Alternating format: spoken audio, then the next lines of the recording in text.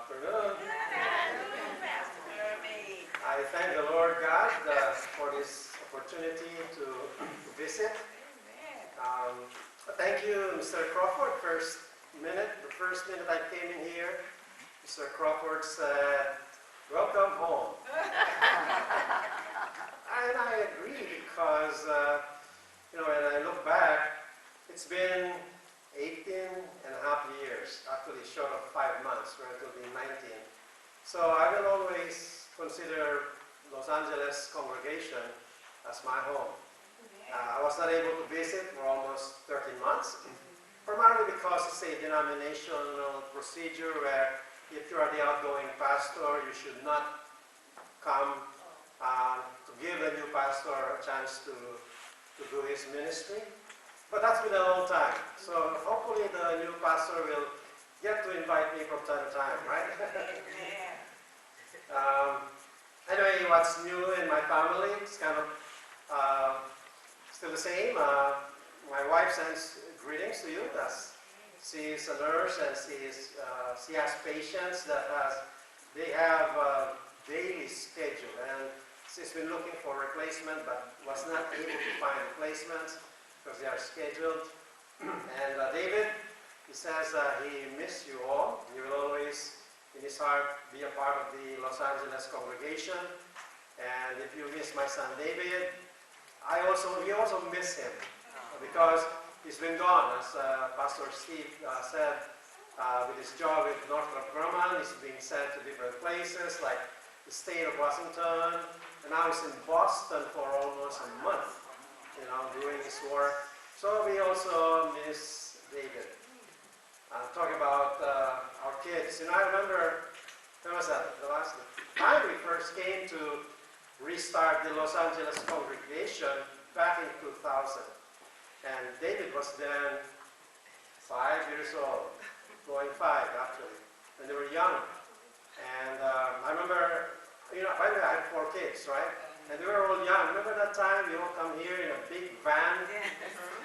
A lot of us. And then I have even a niece, Bonnie Mae, and little kids and so forth. And they kind of grew up in the church and they were playing the instruments here.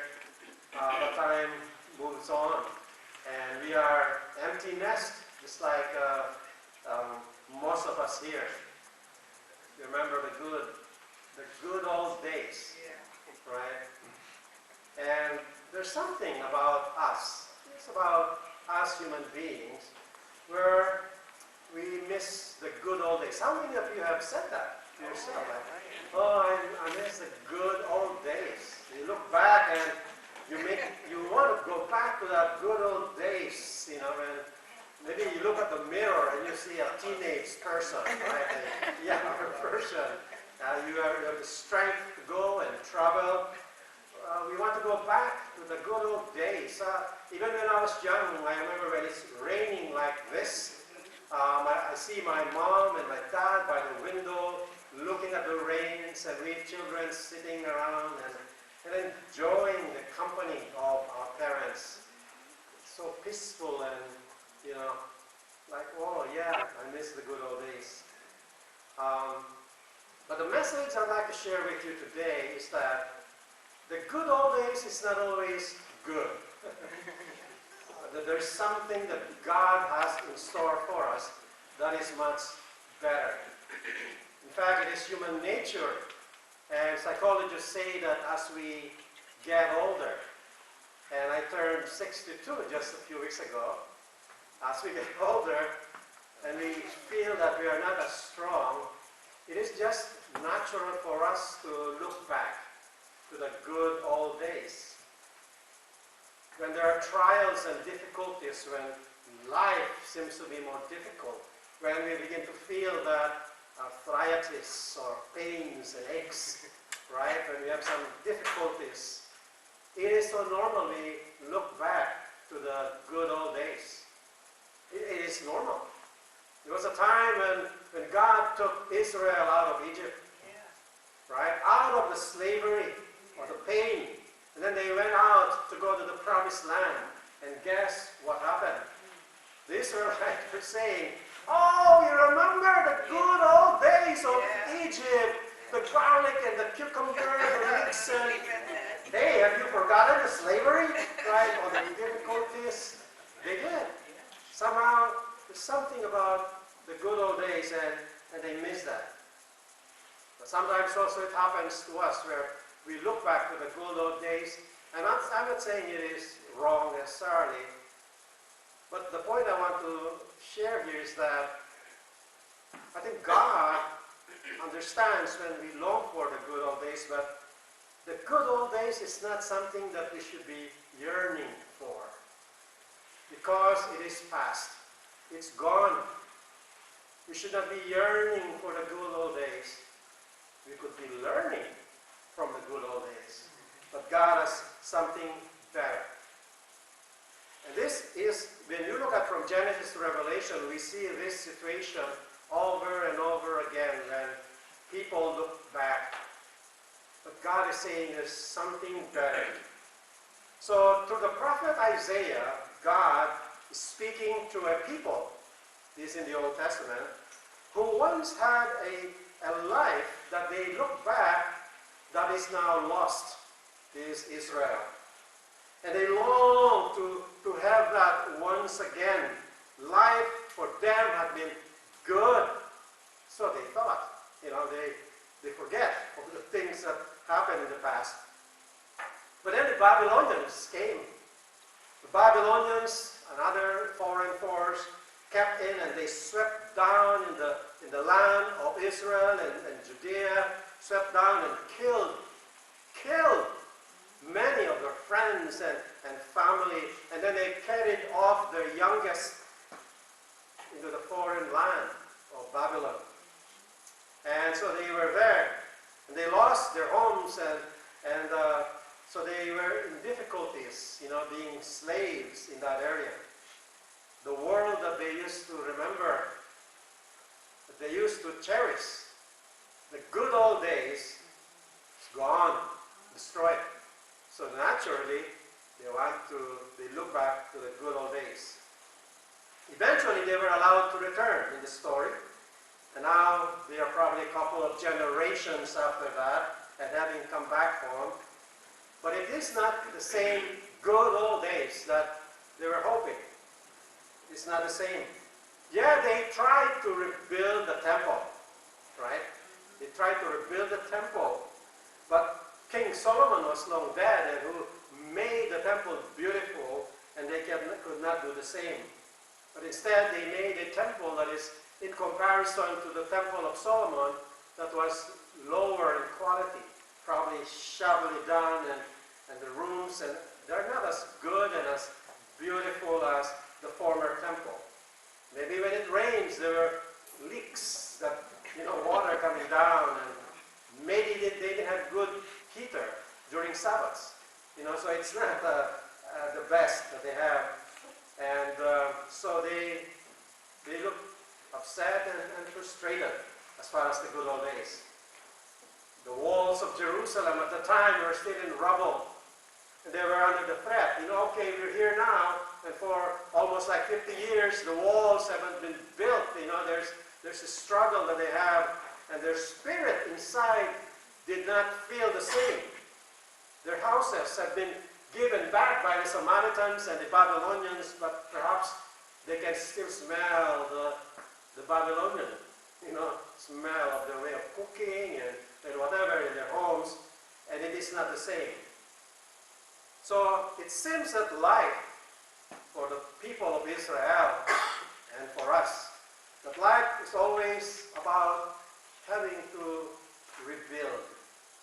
Life is about having to start over again, just as these people of Judah. Life comes like a cycle that comes. And then, of course, Isaiah here, as was read a while ago, right in the heart of their despair, their discouragement, and longing for something different, longing for something better.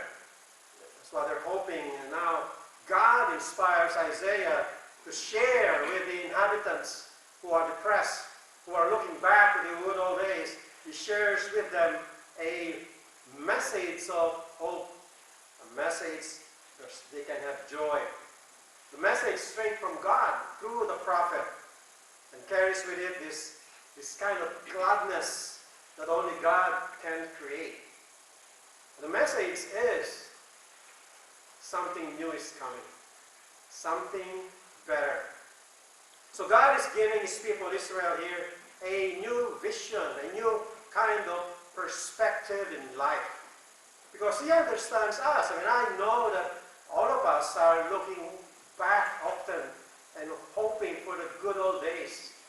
But I think the message here we can learn from the scriptures that God understands that yearning for the good old days, but He's telling us the good old days is past. We don't yearn, but we can learn from it. But instead, focus our eyes, focus our attention on what God has prepared. That is much better.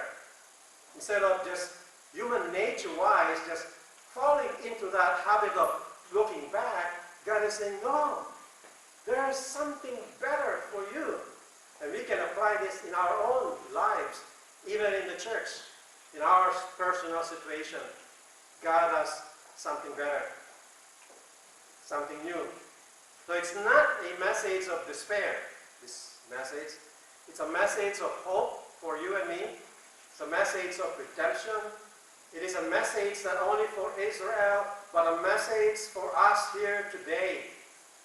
Today, because we also are going through some tough times today in this life. And most of us are getting older, no more younger, and it is tempting to look back. So something new this way is coming. Do you believe that? Yes.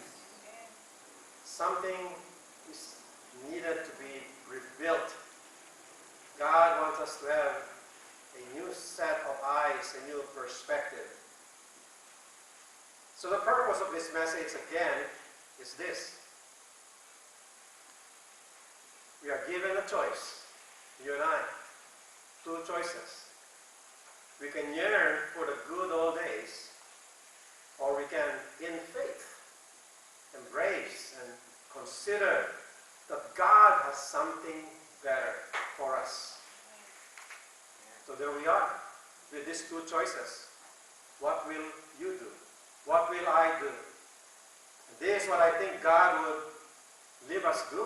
Here is what God, I'm just laying straight the purpose, is that we realize that we live in a world of chips and scars and dent and mess, troubles and wars and all kinds of problems. He understands that, so He wants us to place ourselves in His hands, where there is safety. In the hand of the one who leads us in His direction, knowing that He's the one who makes all things new. The past will not make things new. It is the past. Now, some of the memories may be good. We look back to those times. But they are not the answer. Yearning for the past is not the answer. The past is gone. So God invites you and me in this newness, in this fresh vision, this first perspective of faith, of a real home we can dwell in, the love that He has for us. That's what God wants. Revelation chapter 21, verse 1. We can go there. Kind of the same as what was read a while ago. Then it says in Revelation 21, and I saw the new heaven. John, the apostle, was writing this, and in a vision God showed him. Because he was in the island of Patmos, an exile. Jerusalem was destroyed. The good old days gone. Imagine you are like in prison and it's exiled, right there. God gives His comforting word. Then I saw a new heaven, because people are looking back at, we wish we can go back to Jerusalem. We wish we can have the temple. All these wishes that Israel or the Jews had at the time. But God's saying that is not where the answer is. That's not where we should put our hearts. God is saying in verse 21, then I saw the new heaven, it's a new one, a new earth. For the first heaven and the first earth had passed away. Even the universe, even though, God is saying that, whoa, the whole thing is passing away. There's something better, new. And the sea was no more. And I saw the holy city, New Jerusalem. Something new, not the old Jerusalem. Not that one. Something new. I saw the holy city, New Jerusalem, coming down out of heaven from God, prepared as a bride adorned for her husband. Prepared. God has prepared something. We often use the word, today is the first Sunday of December, and some Christians use the word, most Christians, Advent. The first Sunday, you've heard of the word Advent? Now in our history, church history, when we hear certain words like that, Advent, we sometimes quickly react against it. That's Protestant, that's Catholic, Advent. But Advent comes from the Latin word adventus. You know what it means? Coming. Simply means the coming. So, but when we put it at the right word, and that is, we have the Advent, and people are focusing, when we ask the question, are you excited about this something new? Are you excited about the coming of the Lord Jesus, whether it's first coming or the second coming? Are you excited about this Advent? The Seventh-day Adventists even use that word, meaning they're focused on the coming. So, it's okay. That's an old English word we don't use. But it simply means, when we say Advent, it is looking forward to. You may not agree with Advent, but the substance of it is the same. You're looking forward to the coming of Jesus. Who of you look forward to his coming? All of us, right? No exception. So you're excited to the Advent, basically. That's what it is. And so we focus on this preparation, and then it says here, prepared as a bride adorned for her husband. There's the preparation aspect here. And I heard a loud voice from the throne saying, behold, the dwelling place of God is with man. That's something I look forward to.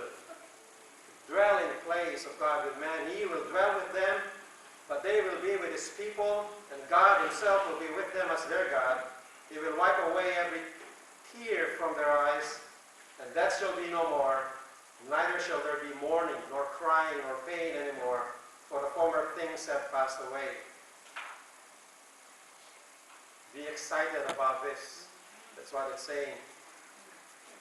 The thing about this kingdom of God and what we look forward to it is not just, it's going to be beautiful. We understand this tomorrow's world, this beautiful aspect of paradise. We look forward to it.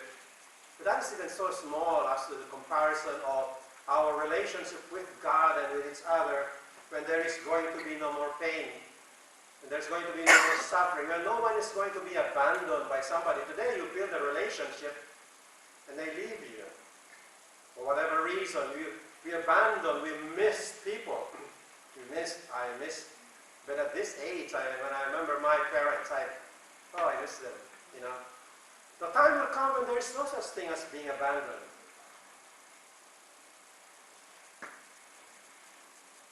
Beautiful promise from God. Focus on this. Focus on what God is able to do, what he promised. When Job was struggling with his pain, remember what happened to Job? Job, his property was demolished, right? His family, children were killed. His business, gone. His health, he had all kinds of boils and scars and all these problems that he had, Job. And then he wanted comfort from his friends. And what does his friend say? Oh, well, Job, the reason people suffer is they must have done something bad. That's what a lot of Hindus and Buddhists, a lot of religions think. that pain is because you have done something bad, it's because you did not obey the laws, the rules, that's why you're pain. While that may be true partly, but in the case of Job, it's different. So they were trying to find blame. They were asking all these questions. And then finally God answered. And you know what was God's answer to the pain, to the questions? And God said to Job, do you know who made the mountains and the seas? Do you know who created the stars, the animals? And then focus on God. Focus on His words. Focus. Don't try to find ways and try to fix problems, maybe blame, but focus on His promises. Focus on what He has done, the create. Focus on that. And that is a change of perspective. Be excited with God Himself, who is coming and is going to dwell with us. Be excited of that. We cannot find solutions on our own. We may try, but we will fail. That's what it's saying. So to me, that is a very beautiful thing. In Isaiah 65, let's go back to Isaiah 65, read a while ago. Behold, I create the new heavens and the new earth, and the former things shall not be remembered or come into mind. Probably God will just erase the bad things, all those things. For some of us and some people who have gone through some painful, incorrigible things, we don't want to remember those things. God will probably just erase. Or perhaps maybe when we know who God is, when we understand His truth, those things are irrelevant. It's almost like they're forgotten. It's totally different perspective. That's what it says, that the former things shall not be remembered and come to mind. But be glad and rejoice forever in that which I create, in Isaiah 65, reading this 17 and 18. So be glad. The message for us today is pretty simple. And that is, we cannot depend on yearning for the past. The solution is to be glad for what God has in store for us. Not just the future, but for eternity. The whole aspect in His very person. Behold, I create Jerusalem to be a joy, and her people to be gladness. That's God is saying here that the whole thing is some new vision, this something new is about joy. There's so much pain that we have today, but you may not fully, or I may not fully understand this, but just trust. Trust in the Lord your God. We may not understand how this is going to be accomplished, but trust in the Word of God. And God is saying that there is more joy. So when we feel our getting older and this pain in this world, what God is saying is, trust me, because what I have in the future for eternity for you is joy. Joy.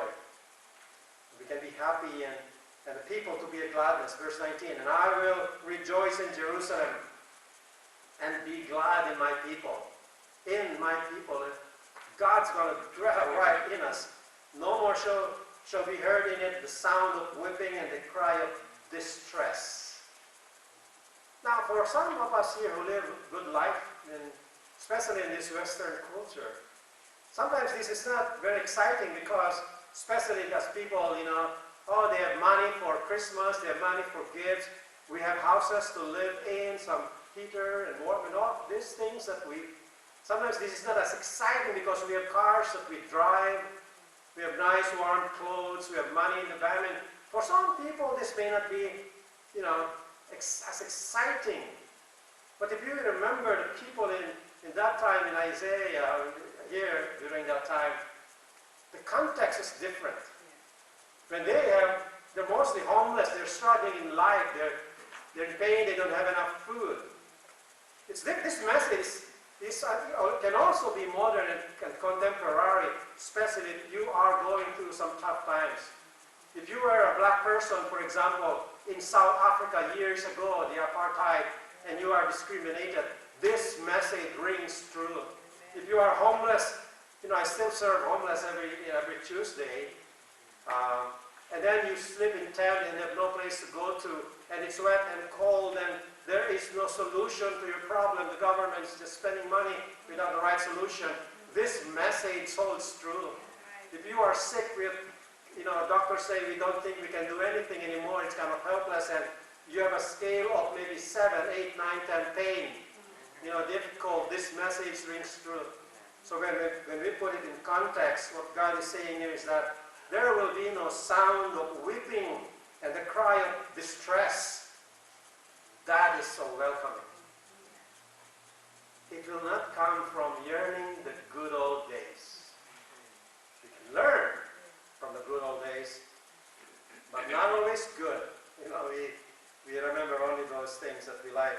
Verse 20, no more shall there be in it an infant who lives, but saying basically it's a metaphor where we don't have to worry about AIDS. You'll be young, forever young. I mean, you like that? Yeah. Forever young. I try my best. I go biking. I think you know that. I go biking every Tuesday morning. Then after biking, we serve the homeless. But recently, we've been biking 72 miles already. We start with just short, but now once a month. It's coming December 17. We're going to bike. By the way, I lost 30 pounds. All right. I usually 174, and I started just climbing upstairs. I was just aching and in pain, just going up. But after having lost 30 pounds, so I'm 144. I feel lighter. I can literally run upstairs and downstairs now. I don't have to, I feel lighter and I feel better. I'm more picky with what I eat, to be, it's by choice. I mean, I may look a little thinner, but I don't feel 62. I feel 26. But it's not. I mean, I look at the mirror and I can see, man, I can see I'm getting older. Although in your case, after 1 year, you still look young.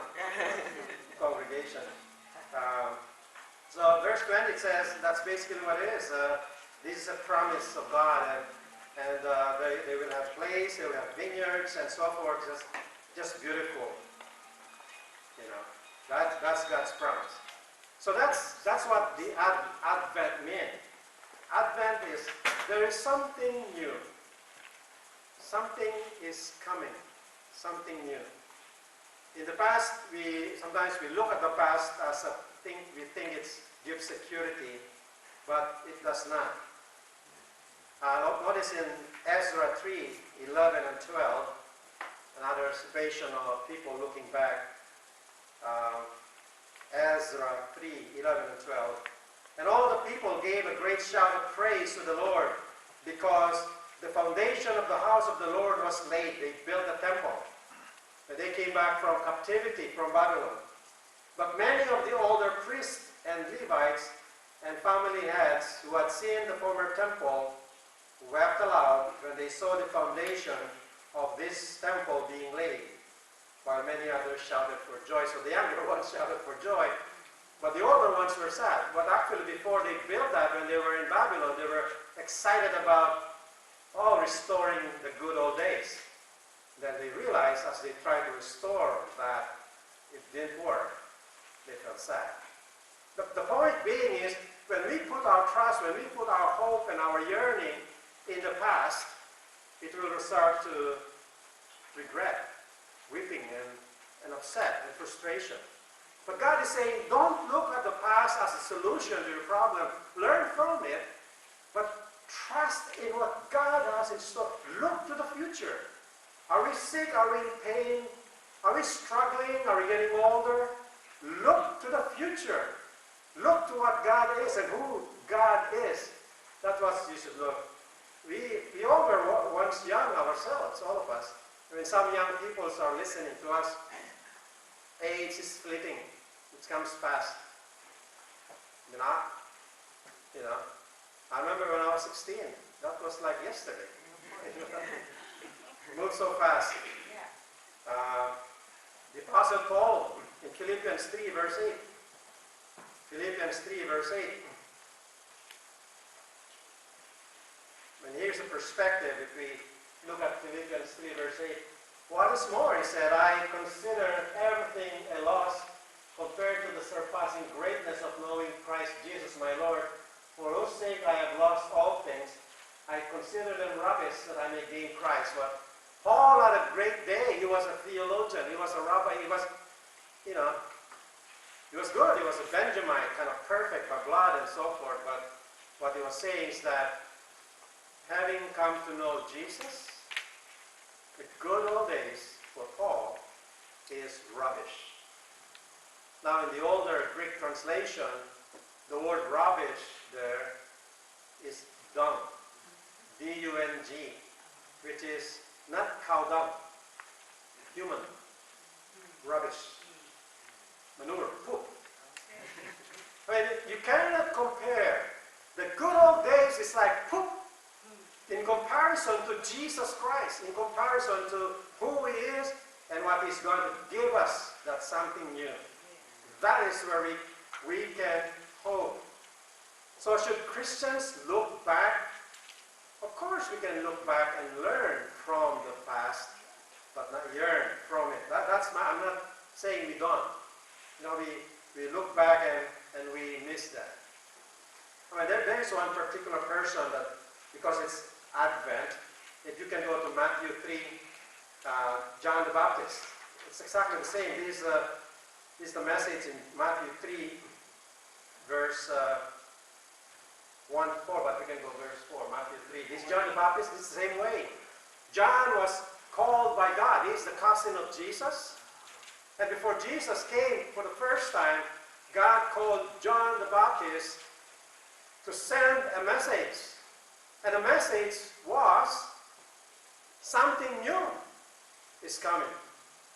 Or perhaps better, someone new is coming. So in Matthew 3 verse 4, John, let's go to verse 4 instead. Now John wore a garment of camel's hair and leather belt around his waist, and his food was locusts and wild honey. This is a tough call for John. He was called to give a message of something is new. Now sometimes we don't look at it as seriously when in context. We see this difficult.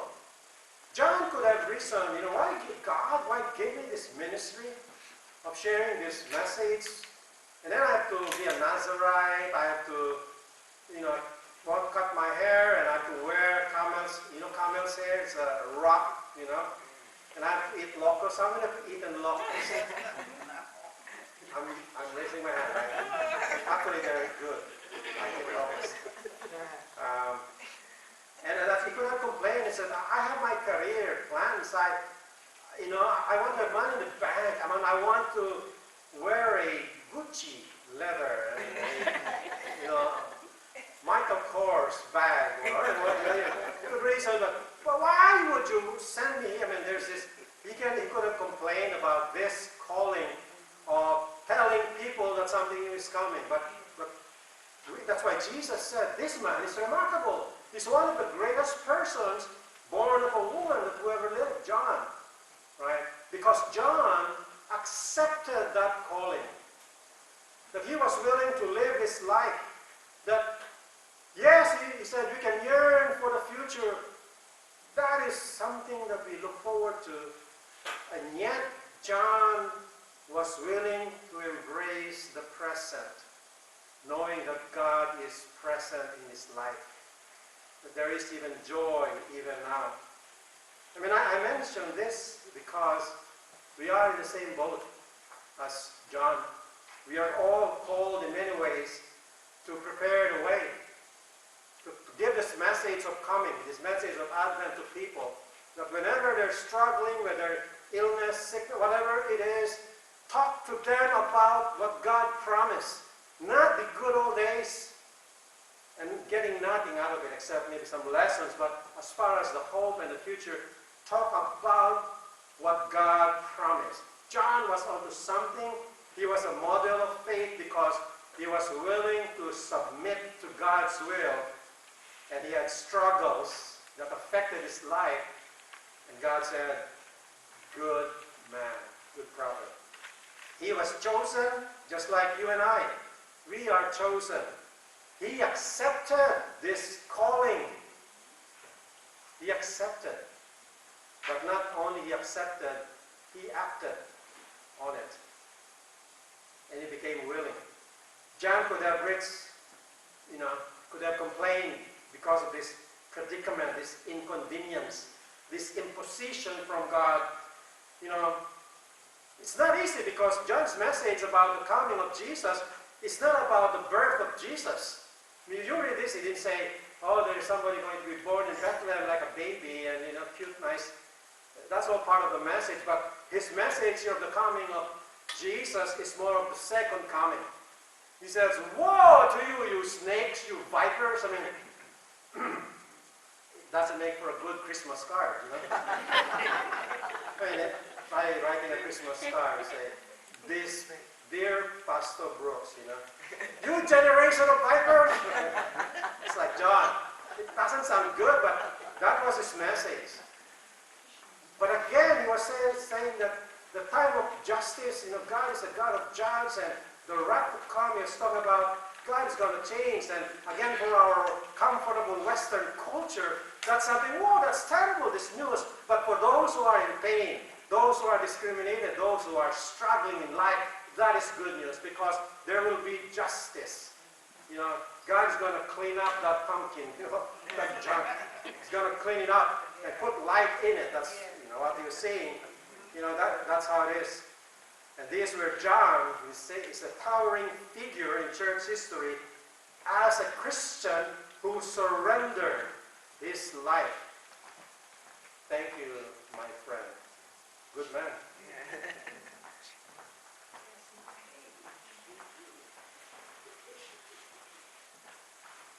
So he wholeheartedly devoted himself and became a participant of the work of the Lord. He embraced that initiative and followed the lead of the Spirit. So he leans into God's promised future with such hope. At the same time, embrace the present, trusting the Lord. Those are the two simple messages I have for today. And that is, life is challenging, life is difficult. Learn from the past, don't yearn for it. That's the solution. But in faith, embrace what God has for us in the future. And just like John the Baptist, yearn for the promises of God. And because you are also called like John the Baptist, embrace your calling. It may not be easy, but embrace the calling. Take the discomfort and the inconveniences of it and follow the lead of the Spirit wherever he leads us, proclaiming to this world and to the people we meet that there is something new that is coming. Amen? Amen. Let's pray. Lord, we thank you so much for reminding us, all of us here, Lord, that God, you have something so much better for us, that's something we can yearn for. And that is the solution to all the struggles that we have, Lord. It is so easy to fall into the trap of wanting to go back in the past. But the past, Lord, is past. And you have something much better in the person of Jesus Christ. Thank you, Lord, and may we embrace that calling for all of us.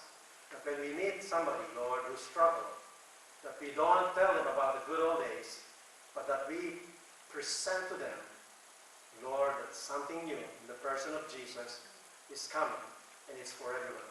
In his name we pray. Amen. Amen.